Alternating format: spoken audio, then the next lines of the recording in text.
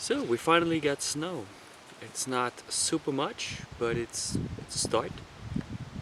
Unfortunately, it never really froze, so the ground is pretty wet, and the snow basically what it does is it just insulates the ground from actually freezing. So that means underneath the snow, it's just a thawed out ground that just still contains a lot of water, so it's going to take a while before that actually settles. Um, but still, it's a good start. So we still have to, dog wise, you still, when you go in training, you still have to use a quad, because it's if you don't have a solid ground to work with, dog sledding is not really that good, and you're still like very limited on where you can go. In the swamps, you just have water everywhere, and it's just a big old mess basically.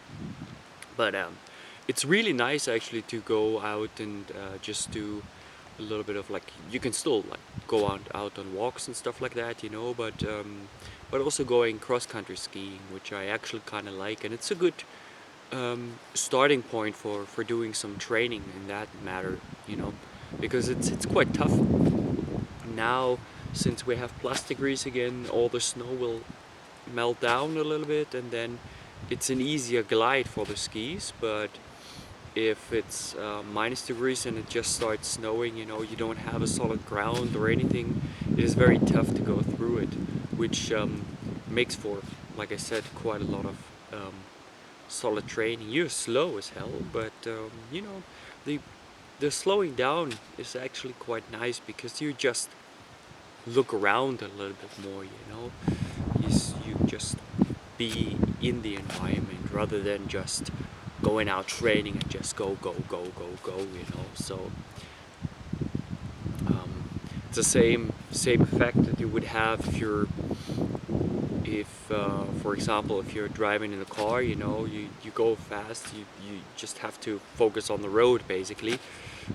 You don't see anything else as a driver, as an just a passenger in a car. You just experience the nature in a different, or the whole surrounding in a different scale. It's I would say it's a little bit similar when you just slow down. Instead of like pushing yourself and training, you just slow down and really just take in the environment. And that's the same when going out dog sledding. You just, your mind wanders, and you're able to just take in the environment. In quad training, it's less of that, because it's usually I'm going out at nights.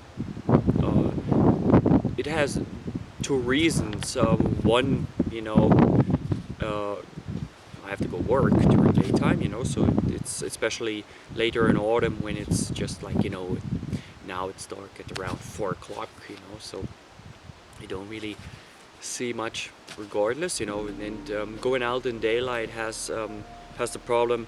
I'm close to a tiny village with horses, so you don't really want to go out when it's...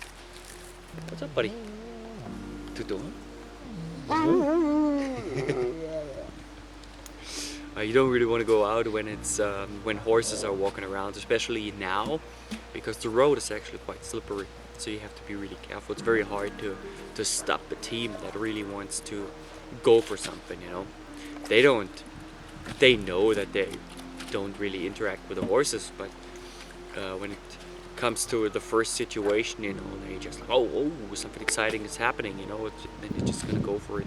If they're off the trail, like 15-20 meters away from the main trail, they're not engaging or anything, they just keep on going.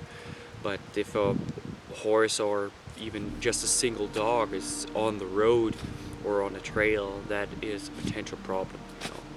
It's a pack, they just act as a pack. That can cause obviously problems. So you try to avoid it as much as possible, especially when you have difficult situations like it is now, thawing and freezing, thawing and freezing, you have slippery roads and everything. So yeah, But yeah, so we make the best out of it, you know. So it's a lot like going out with 1 or 2 dogs, taking walks, going on ski trips, or then in the evenings, you know, going out training.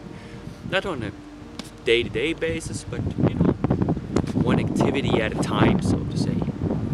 Because the dogs need rest as well as I do, you know, when I'm training. I was out skiing now 2 days in a row, so today is a little bit of an easier day. It's also a little bit like, you know, shitty weather, you know. It's good to, it's slightly raining, and it's good to just take it easy, do some other stuff, you know, like interact with the dogs, preparing some stuff, you know, fixing some stuff, which is always part of it, you know, getting firewood in and all those kind of things, you know. So there's a lot of stuff to do every day.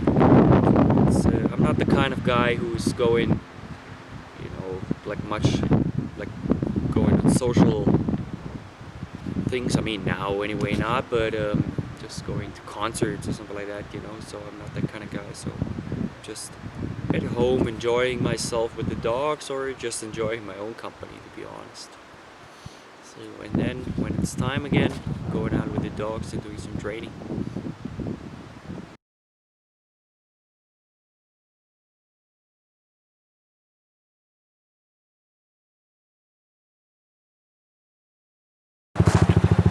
Hi!